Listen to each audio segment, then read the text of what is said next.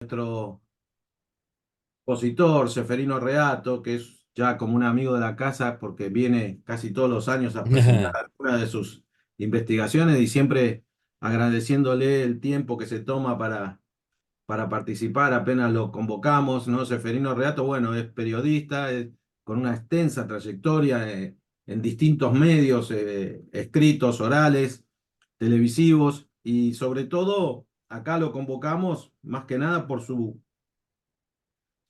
investigaciones de la década del 70 que son que nos interpelan tanto a todos, ¿no? Él tiene trabajos previos como eh, Disposición Final del año 2012, Operación Primicia del 2010, Operación Traviata previa del 2008.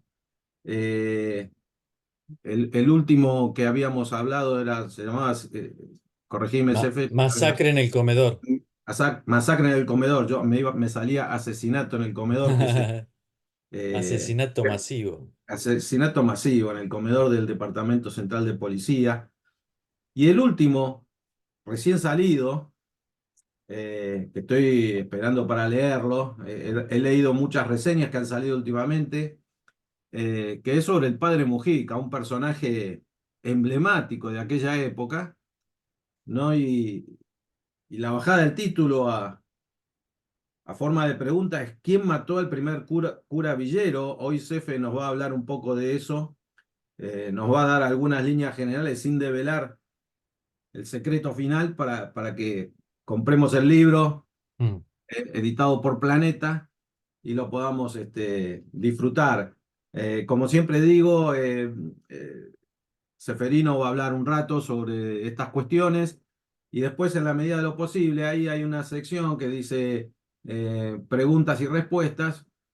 Ustedes van escribiendo la pregunta, yo siempre digo cada vez con menos convicción que esperen al final, así no va saliendo eso en el medio de la charla, pero escriban y en la medida de lo posible Seferino va a responder. Yo también haré algún comentario o pregunta al final de la exposición. Así que, Seferino, te cedo la palabra. Hay un problema con la proyección del rostro de Seferino, que viene y se va, pero lo importante es que lo podamos escuchar, porque ahí se fue de nuevo. Pero no te Eh, preocupes, tenemos tenemos la portada del libro, que es un poco la inspiración de toda esta charla. Así que, agradeciéndote nuevamente, Seferino, te escuchamos. Bien, muchas gracias. Yo te agradezco a vos porque realmente cuando uno escribe un libro, por lo menos en mi caso, lo que yo trato es de contarle a la gente que hay un nuevo libro, interesarlo. Porque, viste, los libros que no tienen lectores para mí no son, son difíciles después de hacer sustentable este trabajo que es de ser escritor, ¿no? Exacto. Se sustenta a partir de que tenga lectores, porque si no, no, no puedo escribir. Y si no, la gente no se entera, por eso te agradezco, si no se entera, ¿cómo puedo llegar yo? El libro es sobre este señor que ustedes ven en la tapa, el padre Carlos Mujica. Él está en es una foto colectiva la tapa, pero nosotros hemos recortado la imagen de él por una cuestión de formato vertical, ¿no? De la tapa. Y atrás se ve una casa o dos casas o tres y un terreno, una calle fangosa. Eso es la Villa 31 a principios de los 70, que ya existía, es una villa que viene de 1930, que se fue achicando y agrandando según los tiempos y según las distintas políticas de los distintos gobiernos. Pero en el año que está tomada la foto, calculamos que la Villa 31, que está acá en Buenos Aires, ¿no? Es muy visible, en Retiro, tenía entre unos 5.000, de 5.000 a 7.000 personas viviendo allí. Hoy calculamos que viven 45.000 personas. Fíjense cuántos más, ¿no? Pero hay una diferencia. En aquel momento, la situación donde vivían los villeros era relativamente peor que ahora, porque las casas eran mucho más precarias y las calles eran fangosas, como vemos acá, no había servicios públicos prácticamente, la gente tenía algunas canillas colectivas de donde buscaba el agua y así con todos los servicios. Ahora la Villa 31 ha sido rebautizada como Carlos Mujica, en honor según el pedido de los habitantes. Bueno, es una construcción, las construcciones son mucho más sólidas, las calles tienen cloacas y todos los servicios, en fin. Ha habido mucha inversión del Estado local. Cuento eso porque lo que estoy viendo en la tapa y le agradezco, tengo un problema en la pantalla. Bueno, el libro trata de este personaje que fue un personaje muy conocido y muy importante en los 60 y 70, hasta que fue asesinado el 11 de mayo de 1974, durante la presidencia del general Juan Domingo Perón, tercera presidencia. 11 de mayo del 74, se van a cumplir 50 años. 10 días después de un acto en la Plaza de Mayo que se hizo célebre porque fue la primera vez que Perón volvía a salir del balcón después de haber sido derrocado en el 55 y además pasó a la historia como el acto en el cual se rompió públicamente la relación entre Perón y los Montoneros, que era un grupo guerrillero muy poderoso.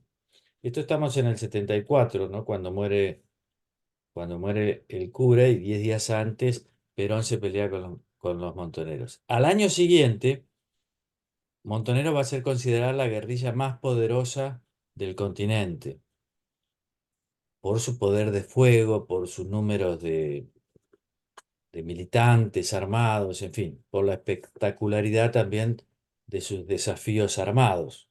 1975 ya va a ser otro el gobierno. Pero Perón, que va a morir recién el 1 de julio del 74, era el presidente cuando al cura Mujica lo matan después de haber dado misa en una iglesia, San Francisco Solano, acá cerca en Villa Luro, ¿no? Un barrio de acá de Buenos Aires. Había ido a dar la misa vespertina de los sábados, estaba encargado de eso, y a la salida una persona lo ametralla en la vereda de la iglesia, mientras había todavía feligreses comentando la misa y demás. O sea, un asesinato que a mí me hacía acordar un poco, Alejandro, a las escenas de crímenes de Sicilia, ¿no? Mafiosos. Imagínense un cura, obviamente desarmado, después de dar misa que lo matan. Las Sicilia o primeras, Chicago, no se me ocurría sí, también. las primeras versiones comentaban que había sido muerto por montoneros.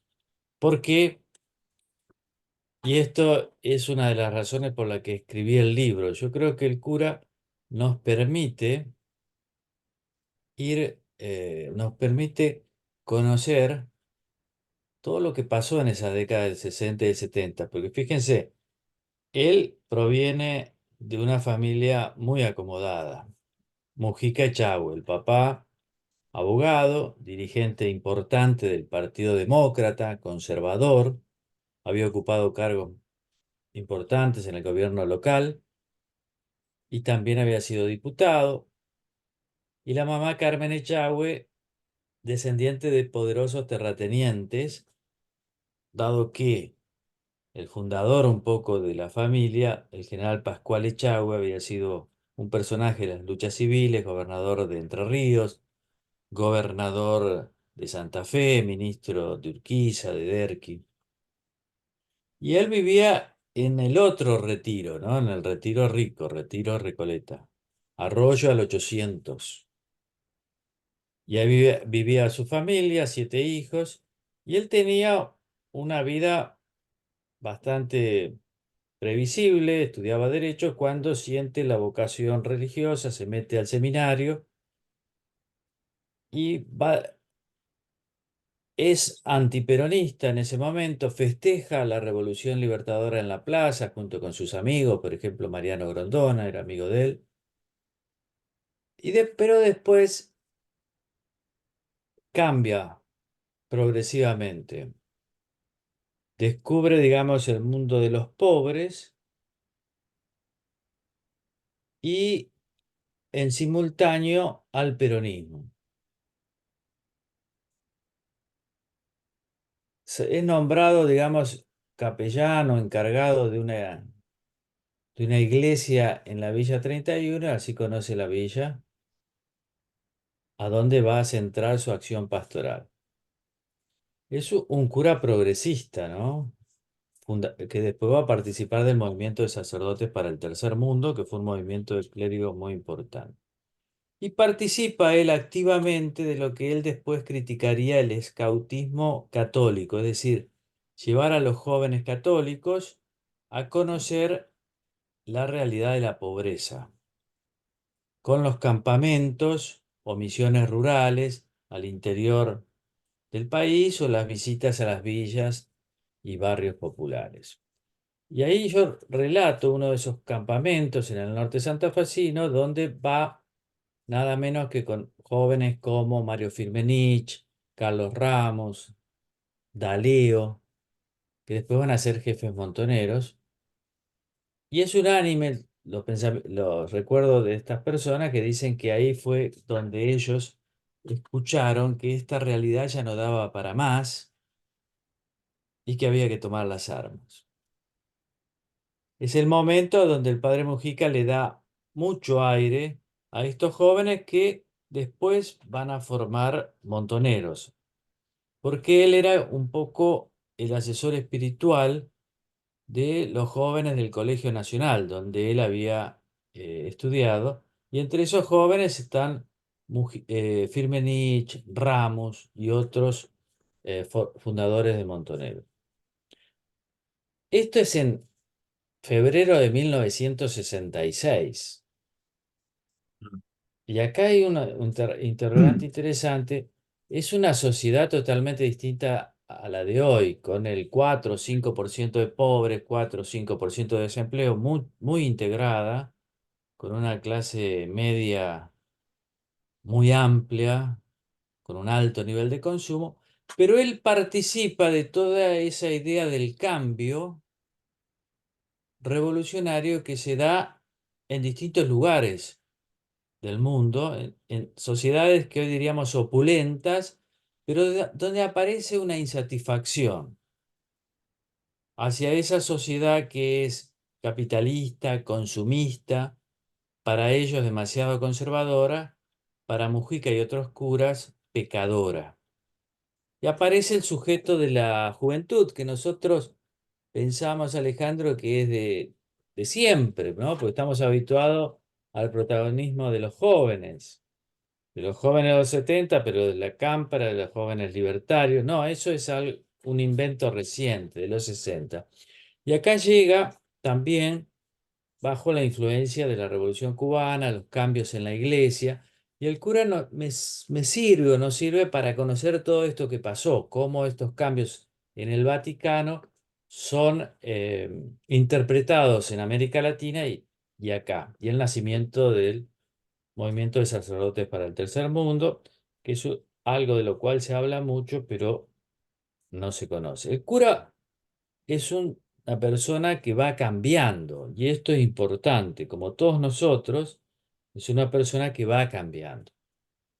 La imagen que el kirchnerismo se ocupó de rescatar o de editar de Mujica lo muestra siempre al lado de los montoneros de la generación diezmada, como decía Cristina, o sea, de esa juventud eternamente maravillosa de la cual la cámpora y el kirchnerismo se consideran herederos, pero en realidad es un cura que al principio le da aire a las guerrillas, pero después se va peleando, aunque tiene recaídas. Definitivamente se pelea a partir del 73, cuando Perón vuelve, le reclama, consideraba él que los montoneros iban a dejar las armas, ahí hay un entredicho histórico, porque los montoneros ya están muy embalados hacia la revolución.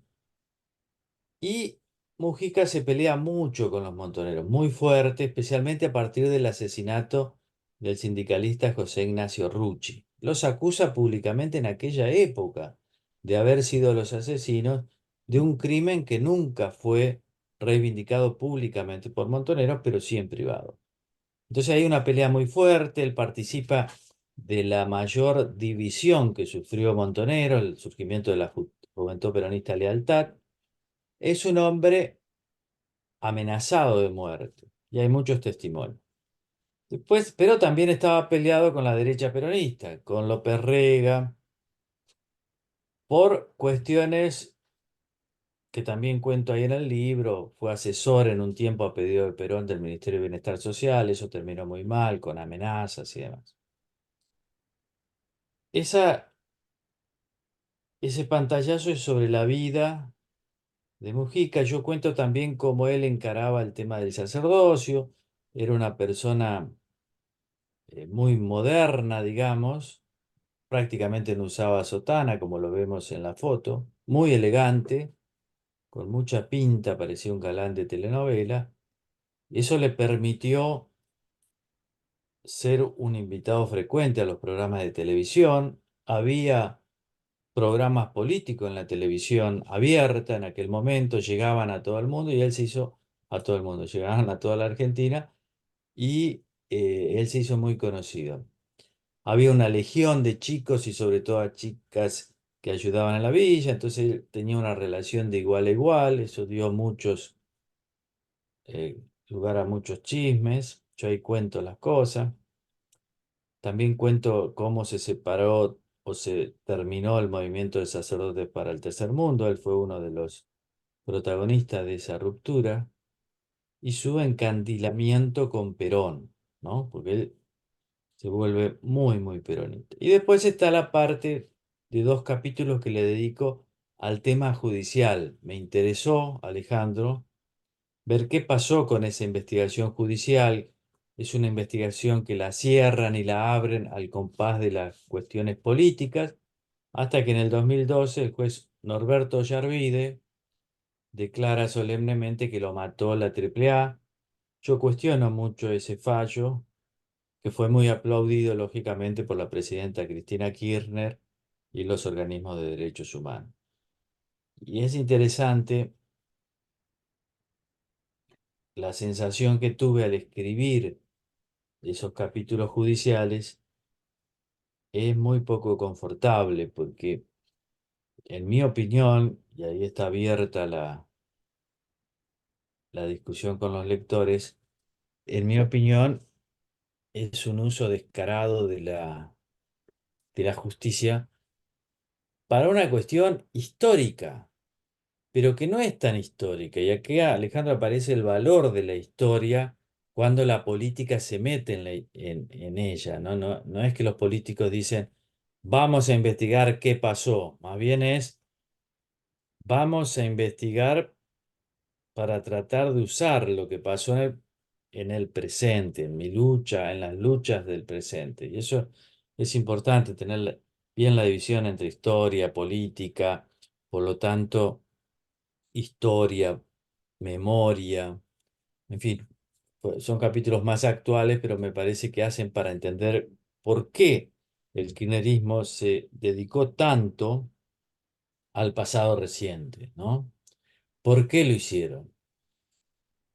De todos modos, ellos lograron, el kirchnerismo logró alinear, reconciliar al padre Mujica póstumamente con los montoneros y recuperarlo como una especie de santo patrón de aquella generación tan valiosa para el kirchnerismo, cosa que me parece va a comenzar a cambiar, porque también los curas villeros habían participado de esa creatividad kirchnerista, pero me da la impresión por algunas cosas que está cambiando. Yo Eh, diría esto. sí, vos sabés que, bueno, ahí aparte te estamos pudiendo ver ahora. Bueno, Ah, muy bien. no sé qué pasó que volvió tú. No Volvió el sos, rastro. no sos, Milagro. no sos una inteligencia artificial que está imitando tu voz y tus ideas, pero he ido anotando y entre otras cosas que he visto, ¿no? sobre todo para esto último, y vos medio lo acabas de sugerir, yo anotaba, a ver qué te parece, que eh, paradójicamente, y esto sucede mucho en la historia y en la vida, ¿no? Paradójicamente el kirchnerismo, que quiere como reescribir un pasado, eh, termina trayéndolo al presente y también despierta las conciencias de aquellos que no les cierra esto o algunos que hemos vivido, nosotros de muy chicos, de muy jóvenes, ¿no? Recordamos esta época. eh, y entonces vuelven a abrir una puerta que te permite estudiarla y plantearla desde otro lado, porque, y es como pasa todo en la vida, es decir, los gobiernos toman medidas pensando que, bueno, yo tomo esta medida y solucioné problemas, sin tener en cuenta que la gente, lo que llaman el mercado, va a reaccionar a esas medidas, ¿no?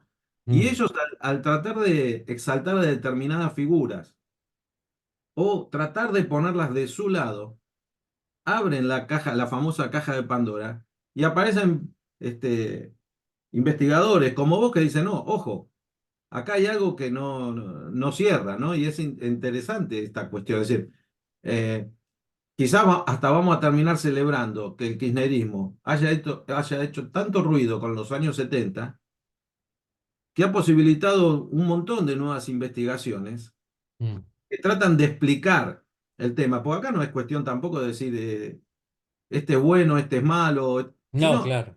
entender por qué pasó, ¿no? Yo en distintas reseñas que han salido de tu libro en los periódicos, he visto esta cuestión y no sé si podés ahondar un poquito más esto, los cambios que él ha ido, este, no sé si él ha dejado cartas o cosas escritas donde él explica por qué cambia o es simplemente un acomodamiento político o si es eh, una cuestión de convicción, de decir, bueno, hasta acá era necesario eso, porque vos haces muy bien un tema, ¿no? Él arranca ahí, vos hablabas ahí en febrero del año 66 o si Ujú. no me equivoco el Sí, sí, mes, y en junio del 66 viene el golpe, porque ahí todavía estaba claro, ahí, ¿no? Y en junio del 66 viene el golpe de Onganía y ahí la cosa cambia. Y es el primer gobierno militar que ya se extiende mucho más en el tiempo, porque claro. todos los golpes anteriores eran de 2 años. O sea, sacamos a este que no nos gusta, llamamos elecciones para que gane el que nos gusta o el que menos nos disgusta, ¿no? Porque según el caso era. Ahora, en esta oportunidad, el gobierno militar va a durar casi 7 años. Y entonces ahí un poco esa juventud que estaba descontenta, etcétera, empieza a ponerse más violenta con la consigna de que vuelva Perón, ¿no? Claro. Y, No, y vos ahí, decís y ahí el bien. cambio de cierro con esto, ahí el cambio de él, que bueno, ya está, ya volvió Perón, las armas hay que guardarlas. Y los otros querían seguir. Sí, vos decís bien, el golpe de Onganía del 66 es un golpe distinto a los anteriores, es un golpe con pretensiones fundacionales. Acá estamos nosotros y vamos a solucionar los problemas. No importan los tiempos, los plazos, sino que los vamos a solucionar y recién después vamos a, a llamar a elecciones porque los políticos no son confiables, no sirven. En fin, estuvieron los radicales 3 años, muy lentos todos, en fin, no solucionaron los problemas que tiene la Argentina. Y fíjate que es una coincidencia casi de los extremos, ¿no? El longaniato refleja ese consenso militar, pero también civil, de que la solución tiene que pasar por la institución militar. Ya los políticos no son confiables, pero ese sector coincide también con esta juventud y con el Mujica, más revolucionario, digamos, diciendo, y la democracia liberal, y la democracia no sirve, porque al final Ilia tenía una ilegitimidad de origen, porque el peronismo no podía votar, no hizo nada para solucionar ese tema.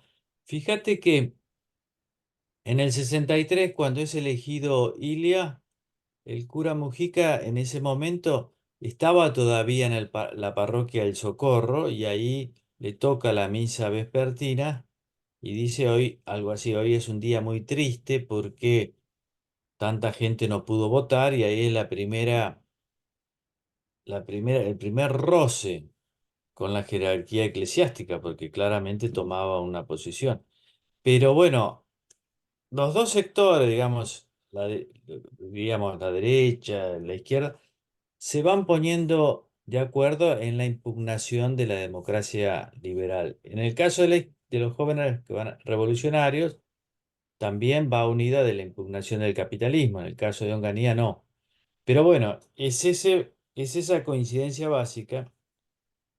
Y esos 7 años de Onganía no hicieron más que atizar el fuego para que estos jóvenes ya no solo no encontraran canales políticos porque los repudiaban, sino que tampoco pudieran hacer política en la universidad porque intervinieron universidades, cerraron centros de estudios. Entonces se vuelcan a la lucha armada.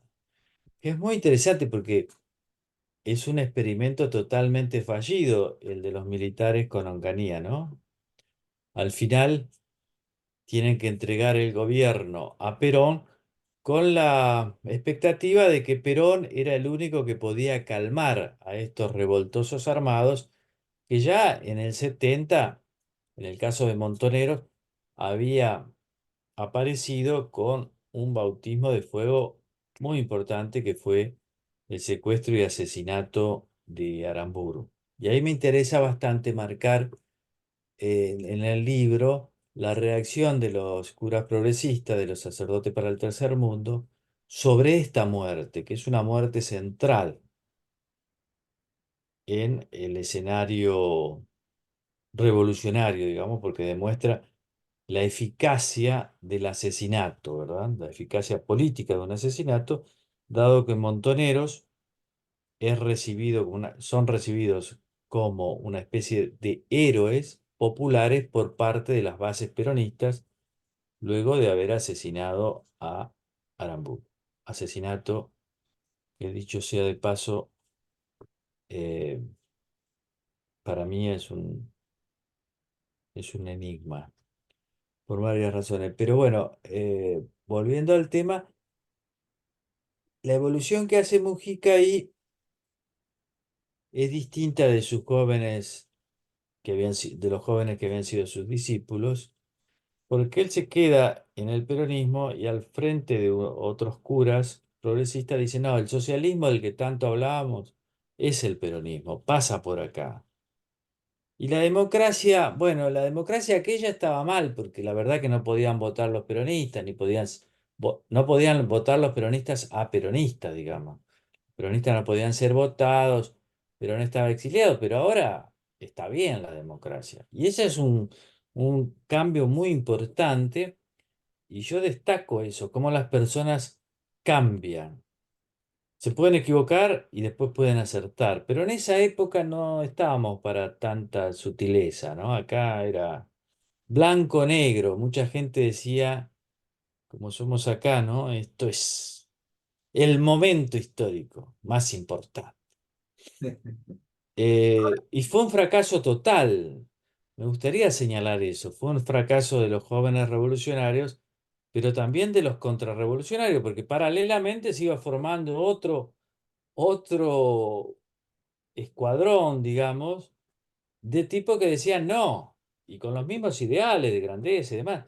No, estos revolucionarios nos van a llevar al caos, al comunismo, a la dictadura, frenémoslo, como sea. Pero fue un fracaso de todos, fue un fracaso del país, porque hoy, si no, ¿cómo se explica la pobreza? Y me parece que es una figura del cura que especialmente por las peleas con Montonero al final, que están bien relatadas, espero, en el libro, las peleas con Montonero sobre qué hacer con las villas y demás, es una pelea actual, digamos, qué hacer con la pobreza. Y el cura tiene palabras duras respecto a las personas que usan la pobreza por cuestiones políticas. Cuestión que me parece actual. Ahora vos, bueno, se me presentan varias cuestiones y si alguien también después quiere hacer alguna pregunta la puede anotar y en un rato la vemos, pero la primera reflexión es esta de, vos hablabas de un 4% de pobreza, un 5 o 6% de desempleo, etcétera. Era una sociedad que todavía además era ascendente, con una mayoría de clase media. Es decir, no están reaccionando a lo que es hoy la Argentina. Digo, si en aquel momento hicieron eso, en esas circunstancias, ¿qué sería hoy? Estaríamos en una guerra civil interminable, No, porque los no sé números por qué. son abrumadores, no sé. Sí, pero viste que vos sabés bien, sabés mejor que yo, que todos, que las revoluciones son raras, no siempre ocurren cuando los pueblos están muy mal, Exacto. sino a veces ocurren cuando hay una mejora relativa, pero que te permite soñar con otras cosas, en fin. El caso, yo rescato bastante de Mujica el hecho de que sea antes que nada, como él dijo, y sobre todo al final, un cura antes que un político. Y los curas son personas prácticas en general, ¿no? Estamos hablando en general. Son muy prácticas. Y creo que eso un poco lo salvó de la locura revolucionaria, ¿verdad? Porque cuando vos trabajás en situaciones de pobreza, imagino yo y creo que te volvés un tipo práctico. Y él era práctico en ese sentido de que usaba mucho su abolengo y sus conexiones para conseguir las cuestiones que a los villeros le marcaban una diferencia sideral, sustancial. Un banco en una escuela, una cama en un hospital, un trabajo. O sea, cuestiones básicas y porque son básicas, decisivas, ¿no? Me parece que eso siempre es importante. Ahora, creo que la patria socialista, la patria revolucionaria fue derrotada antes de nacer, ¿no? Pero creo que esa locura de los 70 involucró a tanto, ¿no? Porque había una patria militar, había una patria metalúrgica, había una patria peronista, había una patria financiera, decían también, ¿no? Distintos proyectos que fracasaron todos.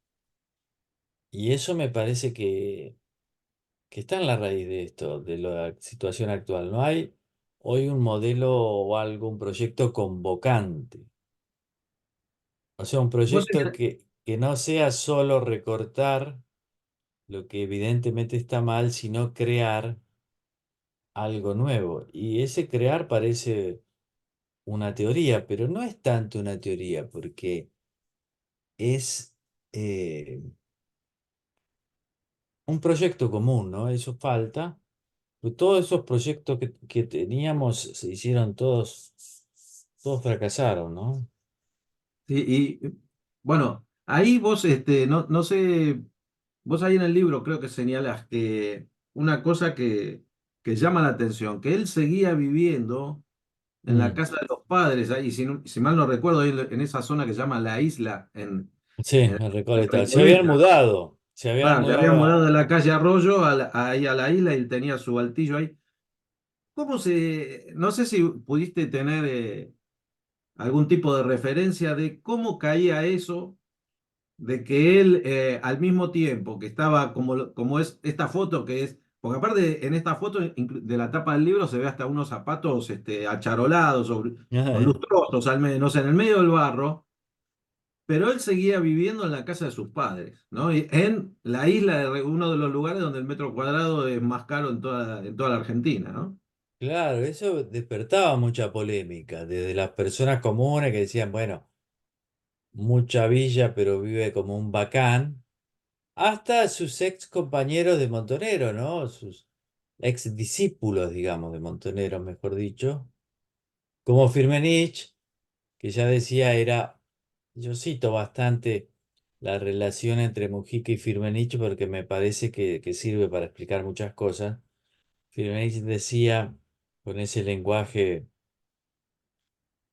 que adquirió al final, de lo, al final, digamos, que adquirió a partir del 73, 74, esas contradicciones que el cura no pudo superar, contradicciones de clase.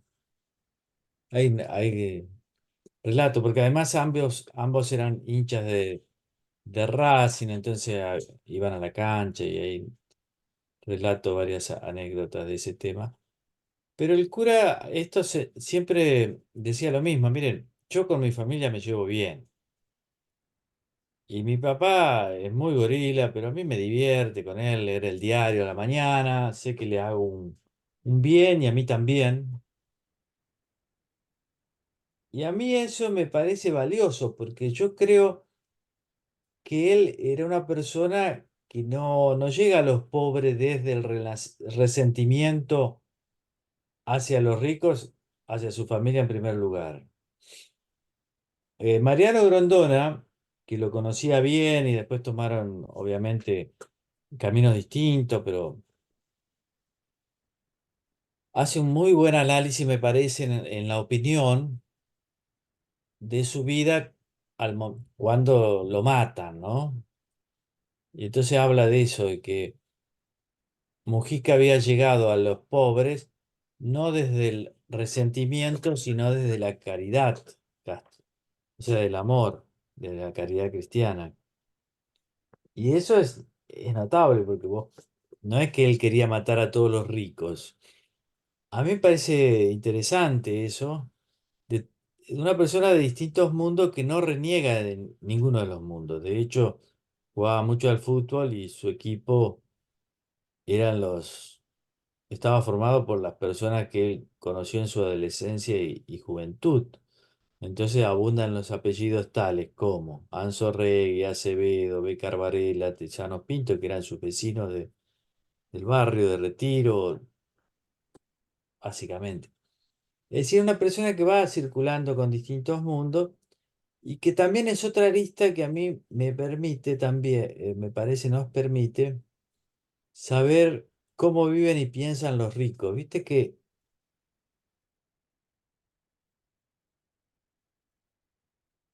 Ahí no sé si me están escuchando a mí, el resto, uno me puede escribir ahí en el chat o en las preguntas y respuestas y decirme sí. Eh, él permite ver cómo los ricos viven y cómo ven las cosas, lo que para uno genera frustración, para otros no.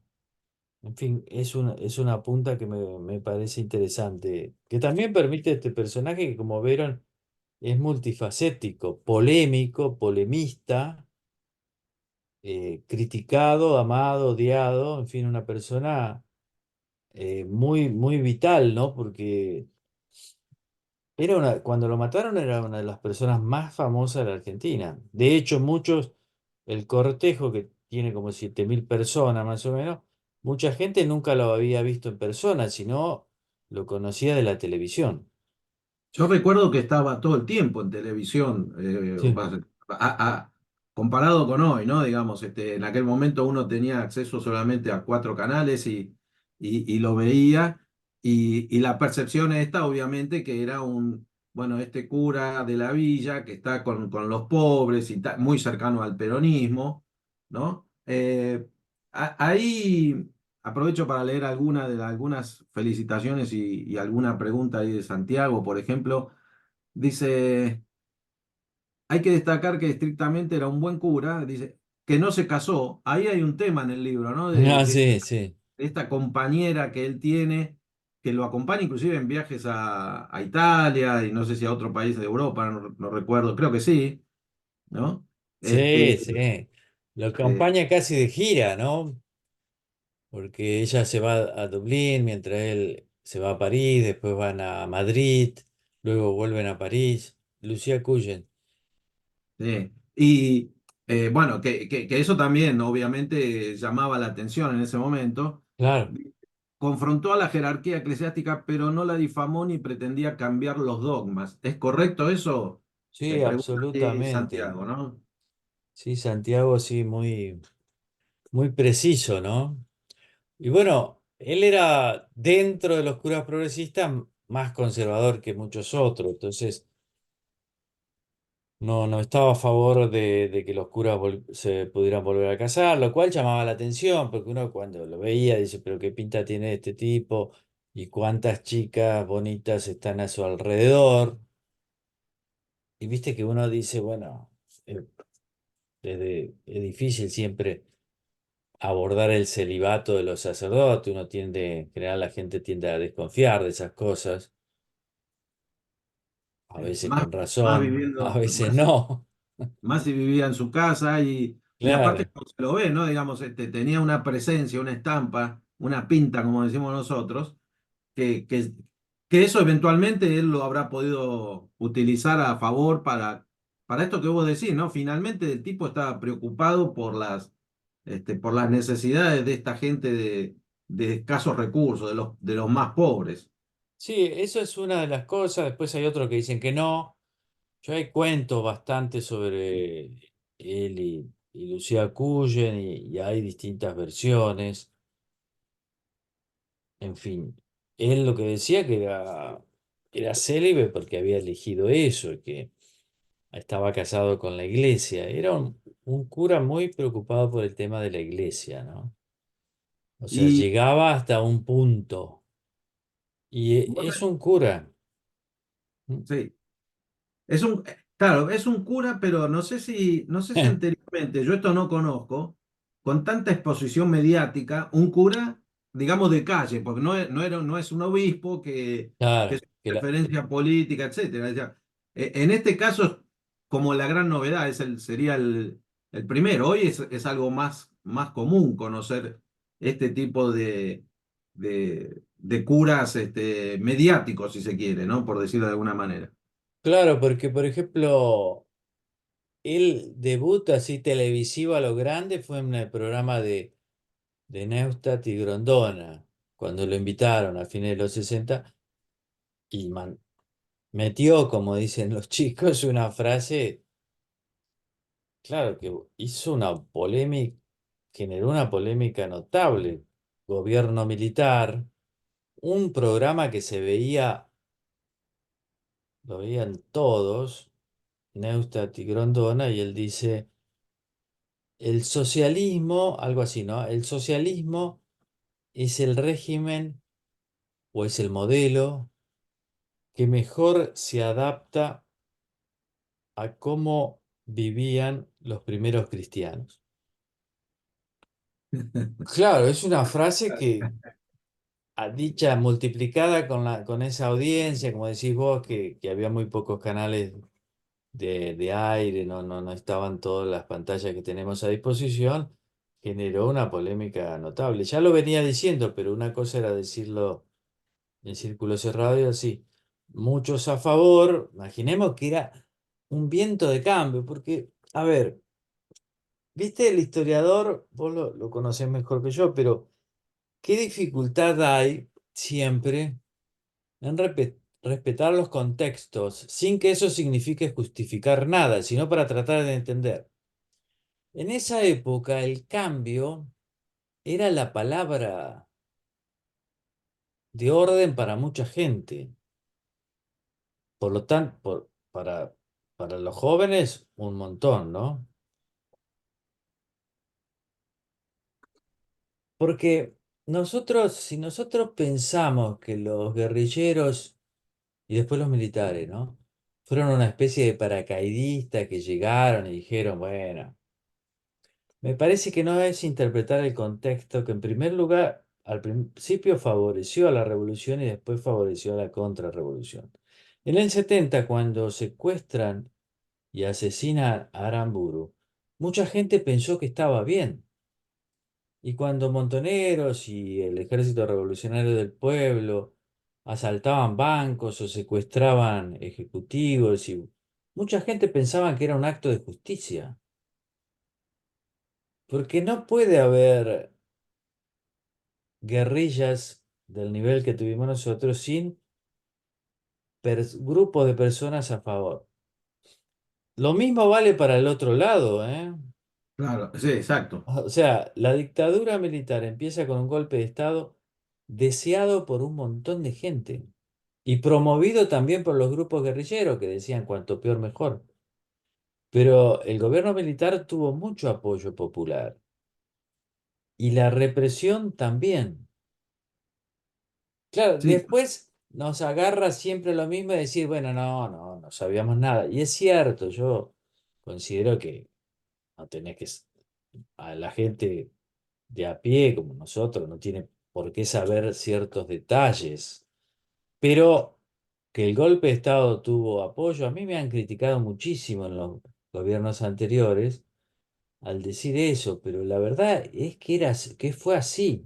Los- era así totalmente. Era así pero, porque no se podía prácticamente salir a la calle por claro, la... por las bombas, Yo cuando cuento a los alumnos que digo, a mí no me dejaban salir antes del 76, después del 76 sí me dejaban salir. Y esto además tiene que ver con estas dos cosas. Una es decir, bueno, antes era un caos, no sabía dónde iba a estallar la próxima bomba, de lo cual vos has escrito mucho. Y también tiene que ver con esto, también el desconocimiento de las otras atrocidades que pasaban, porque claro, si hubiesen sabido todo esto de la represión clandestina, etcétera, hubiésemos estado toda la adolescencia guardados en el cuarto, no te hubiesen dejado salir nunca. Entonces, claro, el miedo. no, Pero, el por ejemplo, miedo a lo que no conoces, lo que no sabes qué pasa, no tenés miedo porque no sabes qué pasa. Era eso que sucedía después del 76. no, es muy oportuno lo que vos decís. Fíjate lo del 70 cuando, que yo le doy bastante espacio, cuando se presentan en sociedad los montoneros con el secuestro y asesinato de Aramburu. eh, Ahí hay un quiebre muy importante porque, como te decía, el asesinato político muestra una cierta eficacia política. Permite que Montoneros de golpe sea un imán que atrajo a un montón de chicos, de jóvenes, y eran muy poquitos al principio, pero después se ensancharon, engordaron, como dicen ellos. La reacción de los curas progresistas, que yo la detallo bastante ahí, vista a los ojos de hoy, es tremenda. Es tremenda porque es casi un aval. ¿Mujica se Una... manifiesta con respecto al No, asesinato de Aramburu o no, ni Mujica ni a favor? no se manifiesta, pero forma parte del movimiento de sacerdotes para el tercer mundo.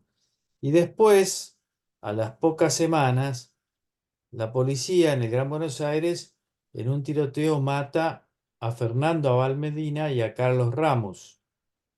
Y ahí Mujica se vuelve a acercar a Montonero, participa de de la misa que la hacen justo en San Francisco Solano, en la iglesia, donde después lo van a matar a él, y participa junto con otros curas y es detenido por acusado de apología del delito. Al final lo liberan, pero bueno, yo también cito ahí un análisis de un sociólogo muy importante, José Pablo Martín, sobre los curas del movimiento para el tercer mundo. Y es evidente que si bien en sus palabras no hay un delito, pero hay una por lo menos excesiva comprensión de todo, ¿no? Pero era una cuestión también de mucha gente que pensaba así, es decir, mucha gente pensaba hasta el 73, bueno, la guerrilla, pucha, no está tan mal. Y como somos acá, ¿no? Siempre un argumento, una justificación, ¿no? Eh, Por eso me parece que es una persona que permite conocer esta época desde una perspectiva crítica, no ingenua. Los libros son para que uno diga, bueno, a ver qué dice esta gente, cómo lo fundamenta. Estoy de acuerdo o no, pero el estoy de acuerdo o no es un proceso del lector, no tanto del escritor, porque el escritor tiene que dar todos los hechos, ¿no? Ahí hay un par de cuestiones y ya vamos redondeando y agradeciéndote como siempre tu tiempo. Hay una pregunta de Enrique de la Torre que quizás excede el marco de la charla. Yo la planteo. Dice, a ver si hay una conexión o no. A mí se me ocurre algo, pero no sé, vos, Efe, qué pensás. Dice, ¿Qué relación existe entre el nacionalismo católico, que fue determinante en el golpe del 30, y la ideología de los católicos que en los 70 se radicalizaron en la izquierda que abraza esta violencia política? No sé si tenés opinión sobre esa cuestión o... Sí, yo creo que sí, que hay una relación, pero claro, es una relación es una interpretación. Fíjate que un detalle interesante es que cuando matan a Fernando Abal Medina, Firmenich, los primeros jefes de Montoneros eran del nacionalismo y del catolicismo. Eso está claro. Eso está claro. Y de una cierta concepción, vinculada también al nacionalismo, donde el ejército en especial es una institución importante. Tanto así que muchos habían ido al liceo, a algún liceo militar, ¿no? Acá en Córdoba, en Santa Fe. Y esa triple matriz es muy importante en los orígenes de Montoneros. Al principio, tanto es así que si vos lees los comunicados sobre el secuestro y después asesinato de Aramburu, tan plenos, son cortitos, pero están plenos de invocaciones a Dios, a la patria, que el Señor, que nuestro Señor se apiade de su alma, en fin, todo un lenguaje muy católico y muy nacionalista. Y además, cuando ellos se presentan en sociedad, dicen, nosotros somos jóvenes nacionalistas, católicos, así se presentan. Antes incluso que decirse peronistas, se dicen nacionalistas católicos porque en realidad son nacionalistas y son católicos. Y Fernando Abal Medina, cuando lo verán en su casa, Juan Manuel Abal Medina, que es hermano, y era secretario, era secretario, sería, digamos, después secretario general del movimiento peronista, en fin, tiene un libro de memorias muy bueno, cuenta esa escena que van llegando los amigos de la casa al velatorio y son todos figuras nacionalistas, ¿no? Y justo en el comedor, sí, supongo que debe haber sido el living donde lo velan, a Fernando Abal Medina, hay un cuadro que representa el nacionalismo y Jaureche, que es uno de los que va, habla sobre esa relación entre el cuerpo que está siendo velado y el cuadro que estamos viendo. Y además, ya la palabra montonero, según Abal Medina, Juan Manuel Abal Medina, padre, está tomada de una pintura, el nombre del título de una pintura que un autor, un artista plástico especialista en temas gauchos, había hecho este cuadro para una tapa de la revista Azul y Blanco, que era la revista del nacionalismo, ¿verdad? Sí, claro, hay una relación notable ahí. Y Pero lo fíjate cómo son las cosas, que el nacionalismo católico también es una reacción al liberalismo, claramente, pero luego también es en parte al socialismo y al comunismo.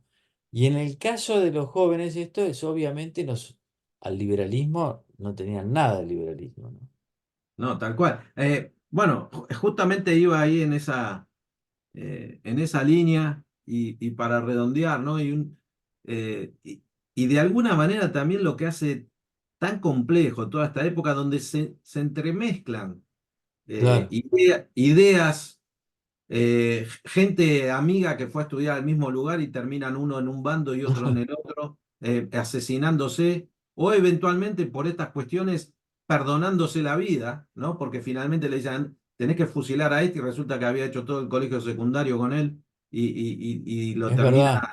y lo terminan perdonando, ¿no? Es decir, eh, esto da la idea, me parece a mí, y es una buena manera de redondear, y ahí te dejo las últimas palabras, ¿no? Pero decir, no hay blanco y negro, es decir, otra vez, esta obsesión que ahí en algún momento algo Jorge preguntaba, hizo como una pregunta, ¿no? Estas estas utopías opuestas que hacen que el país nunca logre avanzar porque viene una utopía y barre a la anterior y la anterior Claro, vuelve.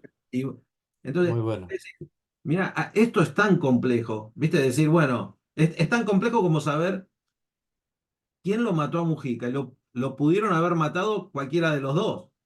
Mm, Por esta misma, este, o sea, porque el propio Mujica estuvo en los dos lugares eventualmente, eh, tratando de hacer, pongámosle así, las cosas lo mejor posible, tratando de ayudar, digamos, porque en última instancia él podría haber seguido su inicial carrera de abogado y tener claro, y tener una vida cómoda y sin ningún tipo o sea, no tenía por qué meterse en absolutamente nada. Así como muchos de estos montoneros, que como bien vos decís, muchos egresados ¿no? Del Colegio Buenos Aires o del Salvador, y que no son precisamente aquellos que hacen una revolución porque tienen hambre, sino hacen una revolución porque creen, pienso yo equivocadamente, en que esa era parte de la solución del tema.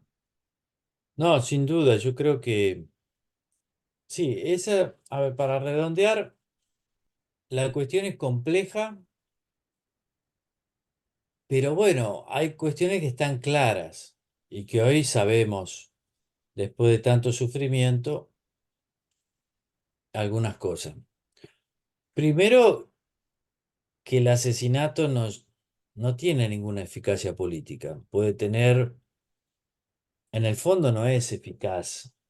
Y el respeto a los derechos humanos es una cuestión fundamental en una sociedad que quiera progresar, ¿verdad? La democracia es muy importante. Claro que hay problemas y nosotros lo tenemos. Son 40 años de democracia y la pobreza, por ejemplo, no ha hecho más que crecer. Algo falla ahí y hay que cambiar y mejorar. Pero bueno, me parece que son en estos momentos que hay muchos cuestionamientos sobre las democracias en el mundo y son cuestionamientos válidos porque los sistemas tienen que ser eficaces. Pero claro, respetando ciertas cosas. Por ejemplo, matar está mal en todo momento. Y esto nos lleva al tema de las víctimas. Yo, como los 70 viste, como lo pintás vos, Alejandro, son realmente un caos en algunos sentidos. Uno de los nortes para mí es las víctimas. Las víctimas esclarecen, o sea, las víctimas son importantes y todas las víctimas lo son. Por eso yo me he dedicado bastante al tema de las víctimas de las guerrillas, porque claro, desde en los gobiernos anteriores, durante el kirchnerismo, ponían el acento en los derechos humanos de las víctimas de la dictadura, de los militares, y eso está bien, pero no por eso, eso no significa olvidar a las víctimas de la guerrilla, muchas de ellas víctimas durante gobiernos constitucionales del peronismo. Es decir, ese es un uso político, claro. Entonces un escritor, yo creo, o un periodista lo que tiene que hacer es decir, eso está mal. O sea, un escritor es una voz, o un periodista es una voz que está siempre en tensión con el poder de turno. Esto Exacto. se ha desvirtuado totalmente porque hemos Sí, vuelto un poco al periodismo de los 70, al periodismo militante, pero bueno, es un modelo de cosas. Eh, es una pena que que estemos así, pudiendo haber estado mucho mejor, pero yo creo que para salir un poco de los 70 hay que conocer todo lo que pasó y ver qué podemos sacar en limpio. Algunas cosas sacamos en limpio y yo creo que ese énfasis, esa furia que tenemos en ver a otros argentinos como los principales enemigos, yo creo que eso es algo que tenemos que cambiar. No, no puede ser. Lo que decía un poco otro Mujica, Pepe Mujica, ¿no? El uruguayo, los argentinos necesitan quererse un poco más. Es una cosa que es difícil de encontrar en otros países, que acá se da para un argentino a veces no parece haber nada peor que otro argentino. O sea, no hay. Y ese nacionalismo, ¿de qué nos sirve si no podemos reconocernos como formando parte de... O sea, el nacionalismo no es solo el territorio, la tierra, no es solo Malvinas. Malvinas es, pero nosotros también. Y eso me parece que es, y lo ves a veces en la disputa política, que es una disputa que parece de enemigos, ¿no? Y eso lo que me preocupa es que no es solo de un sector, es de muchos otros sectores. Que cuando se refieren a otro argentino parece como que estás hablando de alguien que no tiene derecho a existir. Yo creo que eso lamentablemente no lo estamos aprendiendo. Hemos aprendido otras cosas, respeto a los derechos humanos, a la libertad, que no hay que torturar a la gente, tampoco hay que matarla, que no hay que secuestrarla. Todo eso está muy bien. Ahora, eso es lo que a mí me queda un poco como sin sabor, ¿no? Que hablas y por eso es difícil el debate, difícil la creación, porque para construir algo tenés que dialogar con todo, no solo con lo que vos pensás, ¿no? Así Tal que ahí cual. tenemos mucho trabajo para hacer. Sí, y la última, bueno, ahí Ujú. Jorge eh, habla, ¿no? Del desprendimiento del grupo Tacuara, etcétera, sí, No, no lo sí, sí. mencionamos, pero está claro bueno, que ese nacionalismo violento toma medida ahí y relacionado también, bueno, no mencionamos mucho, porque tampoco tenemos tiempo para todo, ¿no? El rol que jugaba Perón desde Puerta de Hierro, un poco también fogoneando a estos muchachos. Claro. Pero la última, que es una pregunta que dejó hace un rato Esteban, y esta la puedes contestar fácil por sí o por no, es si estás planeando investigar algo sobre la muerte de Aramburu, no sé o si alguna vez eso estuvo dentro de tu No, no, radar. no, no. Para mí ya hubo muchos, muchas investigaciones. Yo creo que el tema es un asesinato importante. No estoy nada satisfecho con la versión de Montoneros y yo creo que es un error tomar una versión literal de uno de los protagonistas. Me parece que es... Pero bueno, se Pero verá. sí, pues, se lo dejaremos a otros. Bueno, entonces, para meterse de lleno y sobre todo ver de dónde sale todo lo que dice Seferino, no es que se le ocurrió esta historia y la relata, sino que ahí está la documentación, de dónde sale, con quién habló, con quién leyó, qué temas, qué archivos pudo visitar, etcétera. Padre Mujica, ¿quién mató al primer cura Villero? Los usos políticos de un asesinato que conmovió a la Argentina.